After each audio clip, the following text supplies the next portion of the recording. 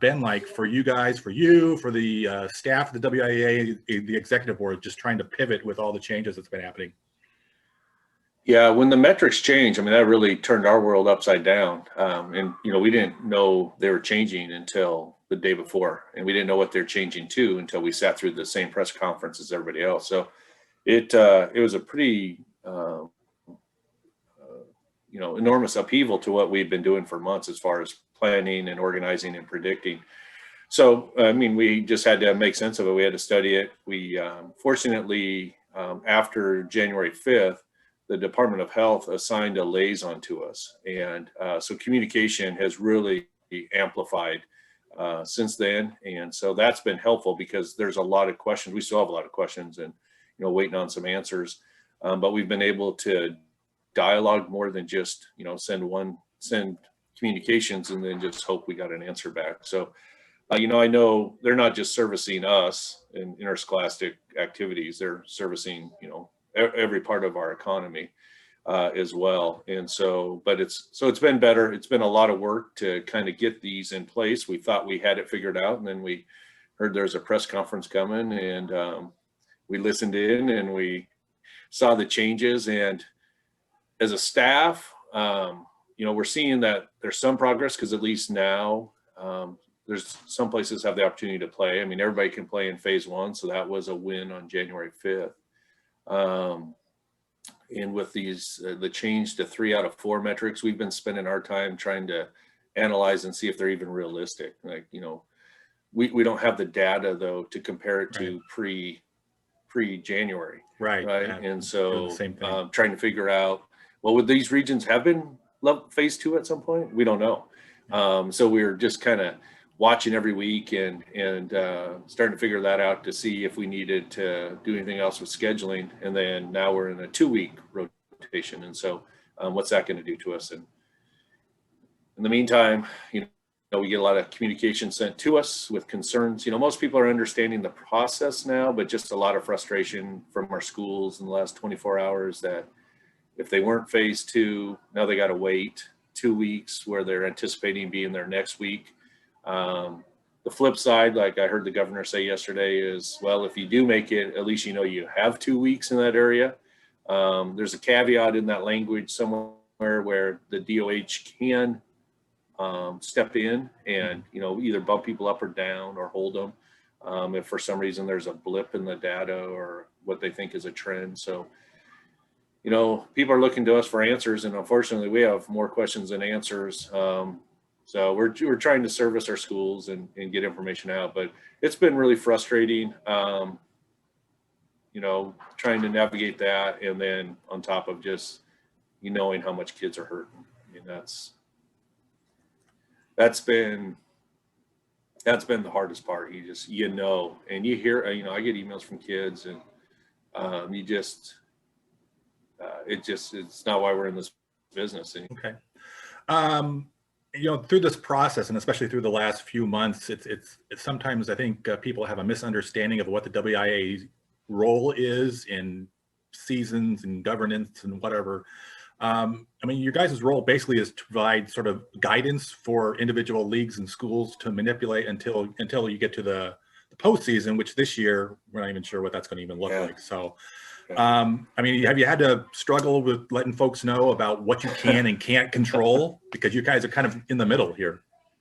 Yeah, early on, and again, we understand that, especially for parents and students. Some's been taken away that they dearly love. The positive side of it is it really shows how important what we do is, right? That we provide opportunity for students for co-curricular and extracurricular activities. But early on, everybody thought it was us deciding that they couldn't play. And we are the ones trying to get access to influence change. And so over time, media has helped us out quite a bit. And just in our conversations, it's like, hey, we get it. We understand you're hurting. We're actually working with you. We're trying to advocate for you. We're bringing data in that. And so, and so that's been the experience with this pandemic on a regular basis. People assume we have a lot more authority and control than we do, but we really are a member driven. When you talk about different forms and different levels of democracy, I mean, the WIA, I'm a former social studies teacher. WIA is a strong democracy, a government of the people. And so all the rules we're going through our Winter Coalition, the amendment process. I saw you wrote an article the other day about the ones coming out of Southwest Washington. I mean, they write them, they vote on them. Our job is to provide opportunity to dialogue on them, to make sure there's no uninformed voters out there. And then once they vote, once the membership votes on it, then we go in and execute and implement what they've chosen. And yeah, we have authority sometimes to do waivers and we make rulings on eligibility. And so it's a shared process. I mean, you know, we have a government of three branches of government, and in ours, we essentially have two. We have our member schools, and then we have the WI board and staff. And so, yeah, a lot of people don't understand, and that's kind of a long-term goal, is not to make excuses or to shed blame or to try to garner more power. It actually works. It's messy like a democracy. I mean, we saw this play out in a lot of different ways in the last few weeks, especially. But you're involving a lot of people and you're distributing power to multiple parts of the organization. And, you know, that's what makes our country great. And so at the end of the day, you know, we have our place and we're going to play our roles. I mean, what are you guys doing as far as, you know, trying to feed information to the state and trying to create opportunities to create a pathway for getting back to play? Yeah, I mean, as you can imagine, we've had a lot of coaches, coach associations, parents, athletic directors, you know, frustrated and when they watch 45 other states involved at some level of competition. And so what we've asked them is, hey, when you find any type of evidence, send it our way. And we forward all that on to the Department of Health, right? Because one, we know, and the governor's office, but we know that they're being inundated from the restaurateurs, you know, the gym owners, you name it, you know, any small business, that everybody's trying to get moving. And so we continue to share that information and then pull it together at different times and to have conversations with them. So we've done it that way informally. We've also, we have a sports medicine advisory committee that we work with some very prominent doctors and medical professionals from around the state.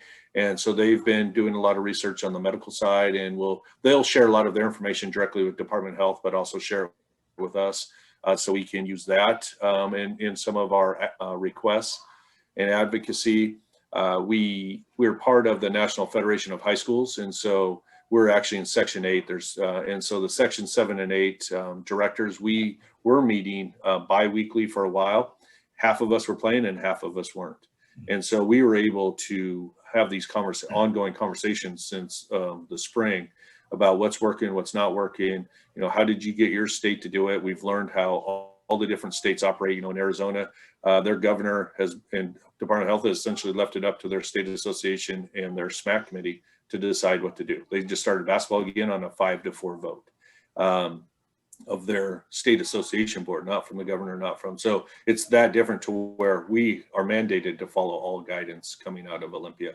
So we've done a lot of homework that way and tried to package it up. And that's where we've put some of our guidance out to schools as far as best practices. And then, you know, you talk about statistics and data, we get, so I'm inundated with it from people, right? So it really helps me understand what's going on. Down in Utah, when they got ready for their state football playoffs in one of their large districts, their state Department of Health, and I can't remember exactly what their title is, but the lady who was in charge of that, she came out, she said, somebody sent me this article, said, I can't believe I'm going to say this, but they tested the 16 schools, I believe, that were going into the state playoffs. And they tested the players, the coaches, the cheerleaders, the band, anybody that was in regular contact with that team. And their positivity rate was 8 times less than the communities they came from. And her quote that I remember was along the lines of, I can't believe I'm going to say this, but if our communities would follow the lead of our students and our activity programs, we would have much better COVID numbers. And so, and part of the article also went into like, why do you think that is? And it was, they had talked to kids and the kids were like, look, we hold each other accountable. Like we tell each other, hey, you can't be going out with your friends, or you can't be going to the movie. You can't be doing that stuff. Wear your mask, because if your choices impact us. And, you know, it will be very interesting. We saw some of that on a minor scale, kind of anecdotally around the state when we had our summer 2.0 extension this fall. And we heard it from coaches and ADs sharing stories like that.